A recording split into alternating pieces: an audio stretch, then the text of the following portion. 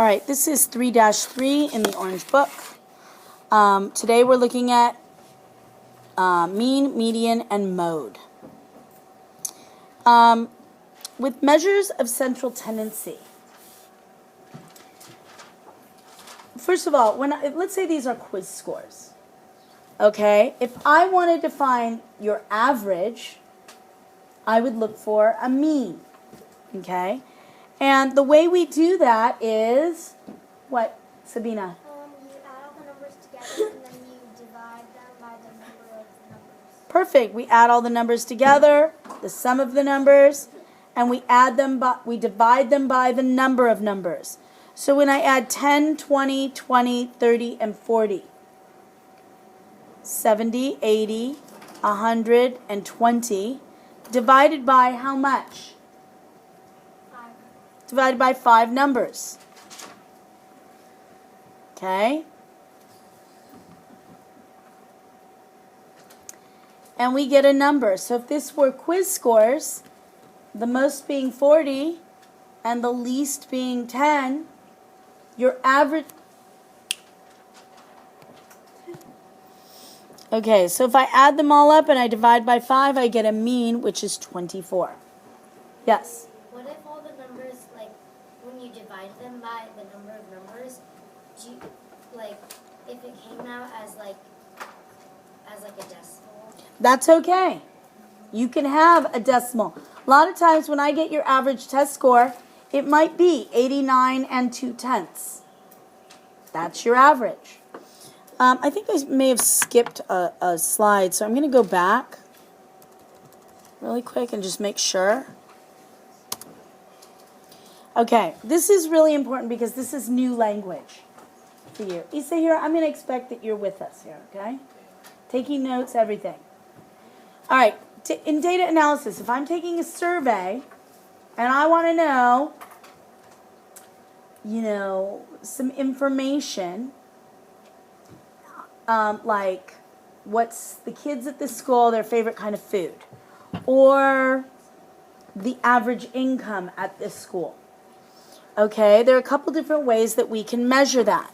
The first is I can look at the range. People at this school, their families make anywhere from $10,000 to $50,000. And we would subtract, and that's how we would get our range. But then we can also look at a measure of central tendency. Now, range is not part of that. A measure of central tendency is where most of the data happens to fall. What is the average income of the students at this school? What is the average test score in math? Okay? The measures of central tendency is where the data tends to fall. So our mean is a measure of central tendency, our median, and our mode. Now the mean is the average, what I just showed you. Do you remember what the median is? Pedro? The number in the middle? The number in the middle. You have to arrange them in order and find the number in the middle. And what would be the mode? The mode, Haley? The biggest number subtracted from the little... No, that's range, what she said. That is correct for range. Micah, what is the mode? The number that occurs the most. The number that occurs the most. So if I said, what's your favorite number? And 15 of you said 5. Okay. The mode would be 5. If I asked you your favorite Jolly Rancher of all those colors based on the color I run out the most, the mode would be the blue Jolly Rancher because everybody likes the blues. All right. So when I'm looking at measures of central tendency, only mean, median, and mode are measures of central tendency. The range is kind of outside of that. And these are 3 different ways to look at data from a survey. So the way we find the range, first of all, is we take the highest value. If it were quiz scores, I would take the highest value, which is what? 100. What? 40. 40, and I subtract out the lowest value, 10. So I have a 30-point range.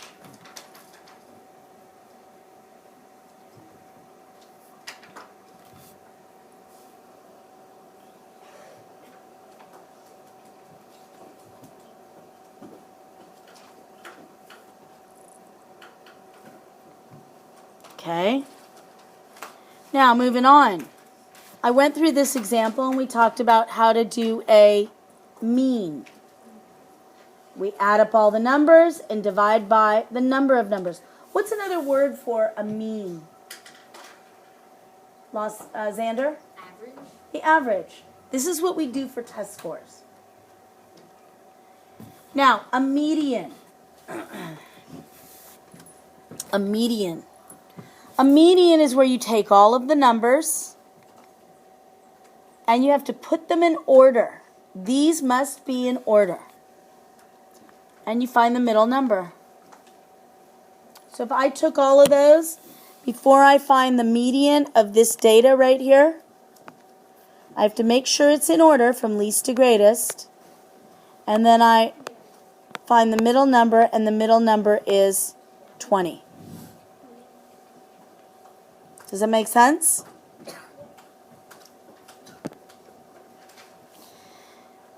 Okay, so it's the median is 20. Now, when do we use the mean versus the median? We're going to talk about that right after I hit mode. Mode, what would be the mode here? Jasmine. 20. Why? Because it's shown the most often. It's shown the most often. If two numbers are repeated twice, then you can have more than one mode. All right, now. Yes. What if there wasn't what if there wasn't more numbers than one? Like, say if there was it just said 10, 20, 30, 40. Would you write 0 for your mode? Sometimes you say no mode. You say there is no mode.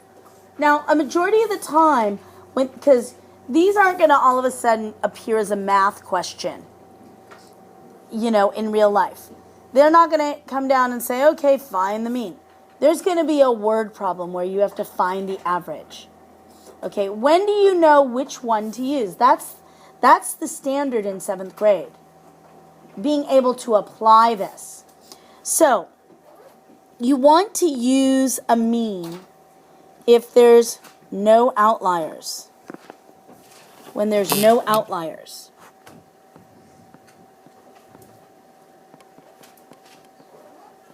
There's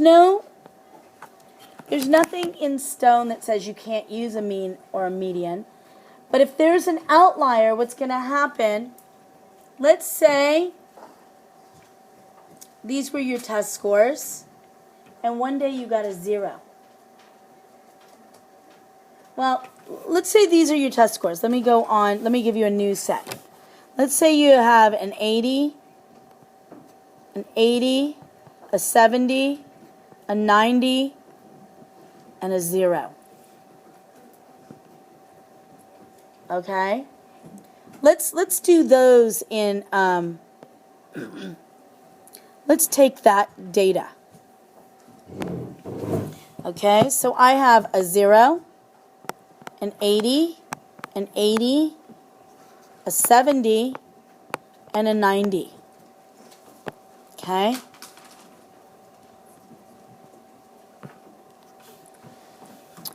When I'm finding the mean, I add them all up. Okay? 80 and 80 is, and 70 and 90 is 160, and 160 and 160 is 320. How many numbers am I dividing it by? Okay, so I divide 320 divided by 5, and my answer is 64. If I do the median, oops, it's an N. Okay? I have to put them in order.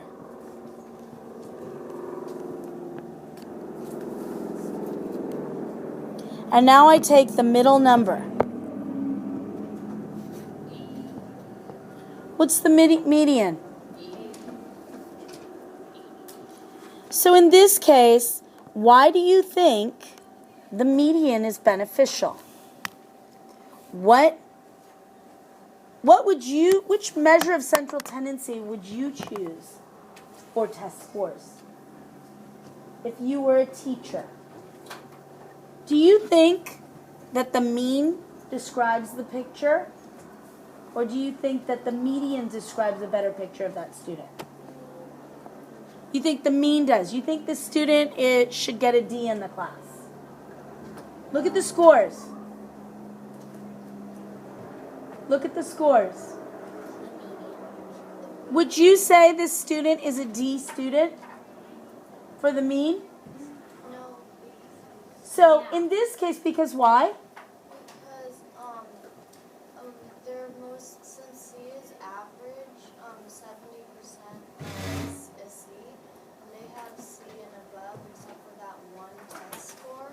So they mostly have B's in the class, so I would give them a B. Okay. So what do we call that one that's really kind of out there? Sabina? This is an outlier. And what an outlier does is it brings it down severely.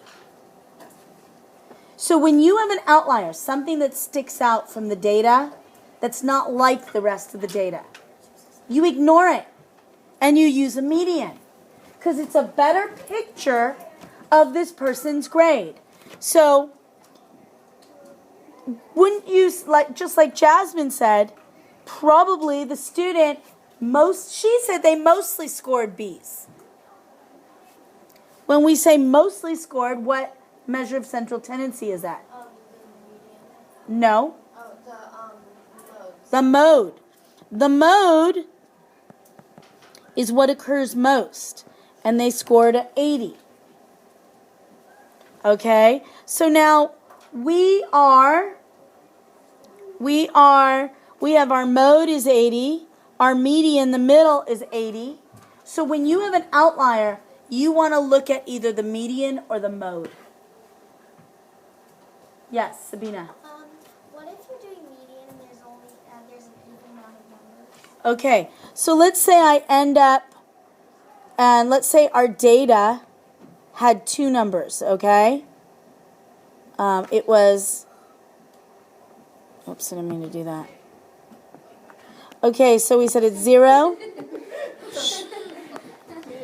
0, 70, 80, 80, 89, 90. Okay? Oh, let me do this. 80. Let's make this 85. So if I'm doing the median, I'm left with those 2. Then what I do, Jasmine? I think you add them together and divide it by 2. You find the average or the mean of the 2 middle numbers. And so that ends up being, and we're dividing by 1, 2, 3, 4, 5, 6. Okay? And